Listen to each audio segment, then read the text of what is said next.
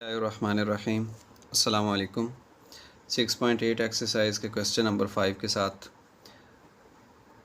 आज का हमारा क्वेश्चन 5 है। इसकी स्टेटमेंट है कि find the sums of the following infinite geometric series. Statement में ये जो वर्ड यूज़ हुआ है ना इनफाइनाइट का, ये बहुत इम्पॉर्टेंट है। क्यों कि जब nth टर्म का फार्मूला होता है वो डिफरेंट होता है। उसमें भी दो केस बनते हैं कि r का मॉड लेस दैन 1 है या ग्रेटर दैन 1 है। हम वो पहले चेक करते हैं, फिर उसके अकॉर्डिंग फार्मूला यूज़ करते हैं।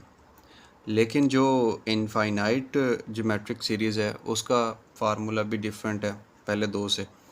तो हमने इनफाइनाइट ज्योमेट्रिक सीरीज़ का जो इंट्रोडक्शन है 6.8 एक्सरसाइज का, इसमें पहले हमने फार्मूला इनफाइनाइट ज्योमेट्रिक सीरीज़ का देखा। अभी मैं दोबारा लिखता हूँ, लेकिन उससे पहले हम क्वेश्चन इसके देखें अगर पार्ट्स। तो इसके 6 पार्ट्स हैं। पहले पार्ट में 1/5, 1/25, 1/1 to 5, फिर 1/2, 1/4, 1। ये सीक्वेंसेस हैं जिनके दरमियान में एडिशन का साइन लगा के इन्हें सीरीज़ बनाया गया। अभी ये ज्योमेट्रिक सीरीज़ कहलाएंगी। 6 जुज़ हैं। 6 का यानी कि जो सॉल्यूशन मेथड है बिल्कुल हूबहू एक जैसा है। इनमें से जस्ट मैं जो पहले 3 हैं उनमें से एक पार्ट सॉल्व करूँगा और एक पार्ट मैं सॉल्व करूँगा जो नीचे वाले 3 हैं उनमें से। बिकॉज़ दोनों एक जैसे हैं, लिहाजा बाकी प्रैक्टिस आप पीडीएफ से देख के कर सकते हैं। जैसा कि इसमें पहले तीनों में से अगर मैं देखूं तो पार्ट नंबर 1, 2, 3 इनमें से सिलेक्ट कर लेते हैं पार्ट नंबर 3। जी, पार्ट नंबर 3 को मैं इधर नोट डाउन करता हूं, फिर उसके बाद सॉल्व करते हैं। एक्सरसाइज 6.8 है, क्वेश्चन नंबर 5 है और उसका पार्ट नंबर 3 है। पार्ट नंबर 3 है क्या? 9/4 + 3/2 + 1 + 2/3 एंड प्लस सो ऑन। अब हमने इसका इनफाइनाइट जो टर्म होगी ना, इनफाइनाइट टर्म्स का सम फाइंड करना है, एन का नहीं करना। तो पहले मैं आपको फार्मूला रिवाइज़ करवा देता हूँ। एन टर्म का जो फार्मूला था वो ये था कि फर्स्ट टर्म 1 - r⁻n/1 - r। कब? जब r का मॉड लेस दैन 1 होता है। फिर ये था कि nth टर्म का फार्मूला a1 × 1 - r⁻n/1 - r। कब?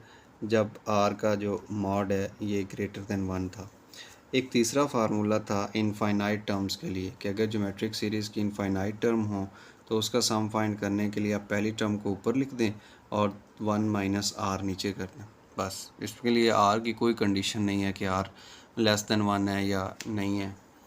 अभी देखते हैं हम जो अपना हमने पार्ट सिलेक्ट किया है, पार्ट नंबर 2 ब्लैक पेन।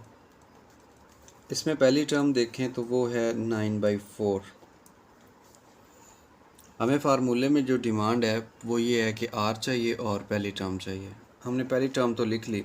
अभी r के लिए हम देखते हैं ज्योमेट्रिक जो होती है ना सीक्वेंस या ज्योमेट्रिक सीरीज़ होती है, उसमें nth टर्म फाइंड करने के लिए या r फाइंड करने के लिए हम क्या करते हैं, r फाइंड करने के लिए जो नेक्स्ट टर्म होती है उसको हम डिवाइड करते हैं प्रीवियस टर्म से, और इसका जो सोल्यूशन बनेगा 3/2 तो वैसे ही आ गया। तकसीम को ज़रब में बदलेंगे, इसका मल्टीप्लिकेटिव इन्वर्स आ जाएगा, तो ये कैंसिल होने के बाद हो जाएगा 3 1s 3 9 2 1s 2 और ये 2/3 आ गई इसके r। अब r का मॉड लेने की या चेक करने की ज़रूरत नहीं है कि वो लेस दैन 1 है या नहीं। जस्ट हम क्या करेंगे, अभी हम फार्मूला यूज़ करेंगे। फार्मूला ये है कि s इनफाइनाइट अगर आपने फाइंड करना है तो ये फार्मूला लिखा हो, पहली टर्म ऊपर आ जाएगी जो कि 9/4 है और नीचे आ जाएगी 1 -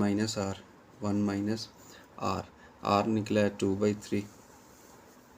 इसको सॉल्व कर लें। ऊपर 9/4 है और जो बटे के नीचे है जब एलसीएम आएगा तो ये बन जाएगा 3 और 3 - 2 जो कि 9/4 है और इधर बनेगा 1/3। अब ये आ गया फ्रैक्शन ओवर फ्रैक्शन यानी बटे का बटा, तो इसको सॉल्व करने के लिए सबसे नीचे वाली सबसे ऊपर ज़रब हो जाती है और ये नीचे आगे ज़रब हो जाती है। तो ये बन जाएगा 3 × 9 और 4 जब नीचे 1 से मल्टीप्लाई होगा तो 4 1 4 हो जाएगा। तो पता चला कि जो इनफाइनाइट टर्म का सम है वो है 27/4, बिकॉज ये कैंसिल नहीं हो रहा। तो बस इतनी सी देर लगी और हमने जो इनफाइनाइट सम था वो फाइंड कर लिया, और इसके साथ ही हमारा जो पार्ट नंबर 3 था क्वेश्चन नंबर 5 का वो कंप्लीट हो गया। अभी पार्ट नंबर 1 और 2 इसी तरह इजी हैं, लेकिन वो मैं नहीं करवा रहा, आपकी प्रैक्टिस के लिए कि आप खुद करें। अभी हम चलते हैं जो पार्ट नंबर इसका था बुक में, अगर हम देखें तो पार्ट नंबर 4 है, 5 है, 6 है। इसमें पार्ट नंबर 4 और 6 के अंदर हमें पॉइंट्स नज़र आ रहे हैं, जो पार्ट नंबर 5 है उसमें पॉइंट्स नहीं हैं। तो मैं आपको पार्ट नंबर 5 करवा देता हूँ, आप बाकी जो 4 पार्ट्स होंगे 1 2 4 एंड 6 वो आपने ख़ुद कर लेने हैं। फिर भी अगर कोई प्रॉब्लम हो तो यू कैन आस्क, ये जो लेफ़्ट साइड पे नीचे आपको फ़ोन नंबर नज़र आ रहा है, आप वहाँ पे पूछ सकते हैं। चलिए, पार्ट नंबर जो इसका 5 है उसकी स्टेटमेंट है कि 4 + 2 √2 5। ये है जनाब 4 + 2 √2, फिर +2, फिर +√2 और फिर +1, फिर प्लस सो। अब इसका भी हमने इनफाइनाइट जो टर्म्स हैं उनका सम फाइंड करना है। तो बिल्कुल वैसे ही जैसे पहले फार्मूला हमारे पास लिखा हुआ है, ये थोड़ी देर पहले ही किया है कि इनफाइनाइट टर्म का जो फार्मूला है सम का वो क्या है, फर्स्ट टर्म ओवर 1 - r। तो फर्स्ट टर्म नज़र आ रही है इसमें 4, तो फर्स्ट टर्म तो है जी 4। रहेगी बात आर की, तो आर ये होता है कि अगली टर्म जो है उसको आप डिवाइड कर दें पिछली टर्म पे। हमने 2 √2 को डिवाइड कर दिया 4 पे, अभी ये कैंसिल होगा, ये बन जाएगा √2 ऊपर और नीचे आ जाएगा 2, ये कैंसिल होके। इससे पहले भी एक क्वेश्चन हम कर चुके हैं कि ऊपर पावर बन रही है हाफ और नीचे पावर बन रही है 2 की 1 कंप्लीट पावर। जब हम इसको बटे को सॉल्व करेंगे तो ये बन जाएगा 2 की पावर 1/2 ऊपर पहले है, और ये नीचे वाला जब ऊपर जाएगा तो इसकी पावर -1, नीचे सिर्फ 1 रह गया। अभी पावर्स जब इसकी ऐड होंगी तो 2 की पावर ये 1/2 और -1/2, तो इसका एलसीएम लेने के बाद -1/2 रहेगी, नीचे 1 है। इसको हम लिख सकते हैं, ऊपर अगर पावर इसकी माइनस में है तो नीचे आके पॉजिटिव हो जाएगी, और फिर इसको हम यूँ लिख सकते हैं कि 1/, क्योंकि 1/2 जो पावर होती है उसको हम स्क्वायर रूट बोलते हैं, तो ये स्क्वायर रूट आ गया। इसी वजह से हमारे पास वैल्यू आर की सिंपलेस्ट फॉर्म में आ गई है। अभी हम फार्मूला यूज़ करेंगे। फार्मूला क्या होता है इनफाइनाइट टर्म का? फार्मूला है जनाब A1 जो कि 4 है ओवर 1 - r। अब r क्या है, 1/√2, ये r की वैल्यू आ गई।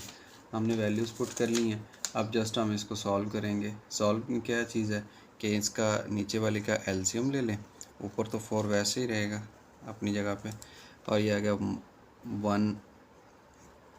√, चले पहले ये लिख देता हूँ √2, 1 से मल्टीप्लाई होगा √2 हो जाएगा, -1 आ जाएगा, तो ये फिर आ गया फ्रैक्शन ओवर फ्रैक्शन, यानी कि 4 का बटा नहीं था तो 1 कहलाएगा।